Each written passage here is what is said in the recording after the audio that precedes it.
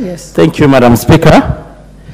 And I want to thank you for giving me this opportunity. He has not begun, then you can make your point of order. Let him make. To contribute to the President's speech. Madam Speaker, I was in this House when the President was addressing to the nation, and in fact seated where I'm seated today.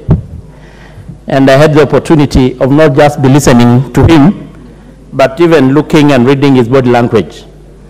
And I was so convinced that the President really was aspiring hope to Kenyans.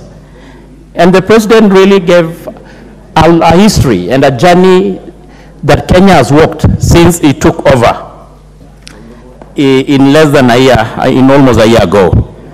Madam Speaker, he managed to address several issues so important to Kenyans, ranging from matters economy and the trajectory of Kenyan's economy, of course, my issues of food security, matters to do with the security, the housing, UHC, and many others. And I want to mention a few, and of course, starting on matters national security.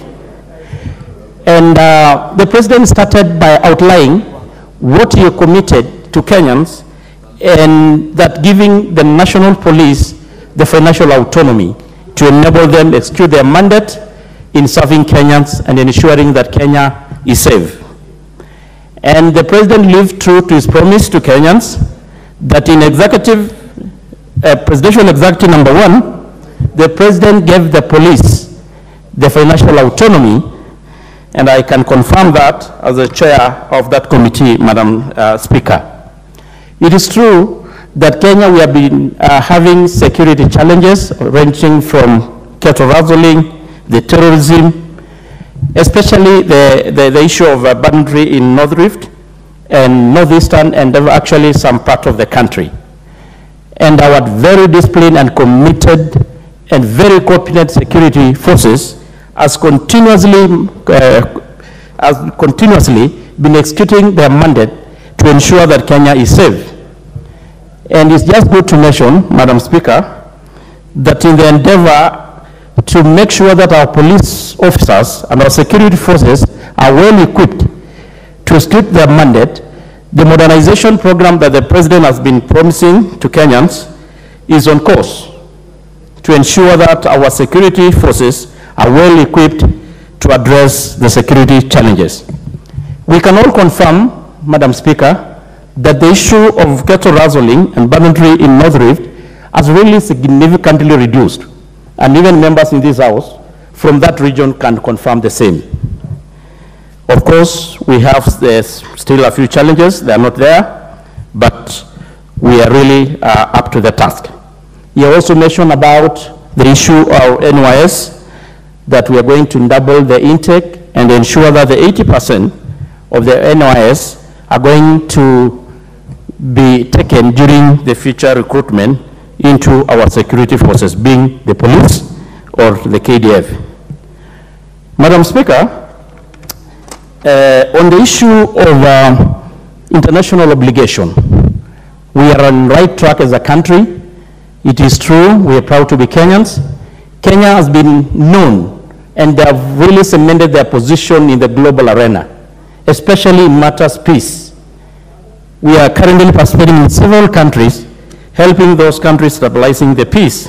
And even it is in this that I don't want to preempt, but we know, of course, the issue of anticipated deployment of our forces to Haiti to help that country to maintain their peace. Madam Speaker, on the issue of food security, the President was able to really put it in clear terms what the Kenya Kwanza has managed to do, starting from subsidy on fertilizers, which has enabled the produce, the food, which has really enabled, Madam Speaker, the harvest to double in less than a year. It was talked about issues to do with the provision, reducing the post-harvest by provision of the dryers. And I'm proud they talked about the first consignment is just it will be in the country in a short, maybe in a week or two. Madam Speaker, on the issues of UHC, we know that this House passed a bill to include the issue of Health Facility Improvement Fund, which will be able to ring-fence the funds that generally generated by health facilities to enable them, make sure that the funds are used to improve the facilities, and of course continue to make sure that our health facilities give the services, needed much services to Kenyans. And it is going to be a game changer, Madam Speaker. We know in communities where we come from, what really has continuously affected communities, at times even causing them to lose, even sell their property to include land, is the very high bills from the hospitals because of lack of cover, insurance cover. This is going to be a thing of the past once this program is rolled. And it is a big achievement, and it is a commitment and a promise that the President has really lived up to. Madam Speaker, on the issue of housing, and of course here seated right on my right hand is the chair, we have really made a progress, a very big progress on the same. There are a lot of housing units coming all over the country, and I'm sure it is in a due course, Kenyans are going to live in dignified manner. Madam Speaker, the other issue that I want really to talk about is the issue of the economy, and more importantly, the issue of the Eurobond, a debt that has continuously been a concern to Kenyans. It's true, as been reported by majority and members who have spoken ahead of us, we were in a hole. When the Kenya Kwanza government took over, we know the kind of burden, the kind of debts that are really on our shoulders, and we're so proud because the President had committed and promised the country that we are going to live to the obligation, and we are going to be able to be in a position to clear the debt, the 300 billion that is going to be due in due course. And it's something that, of course, it has been a concern to the country. And of course, we know the challenges that are there, including, of course, the issue of the fluctuation of the shilling against the dollar, the major currencies. We know, of course, the issue members have been talking about, the cost of living, the issue of the cost of petroleum product. But, Madam Speaker, it's good to note, and members should be very honest, it's an issue that is beyond Kenya as a country. It's a global challenge, it's a global problem.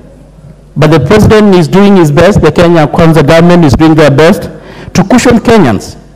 Subsidy is never, Madam Speaker, a solution to it. And I think the President made it very clear. The right thing to do is to do subsidy to the production, not consumption.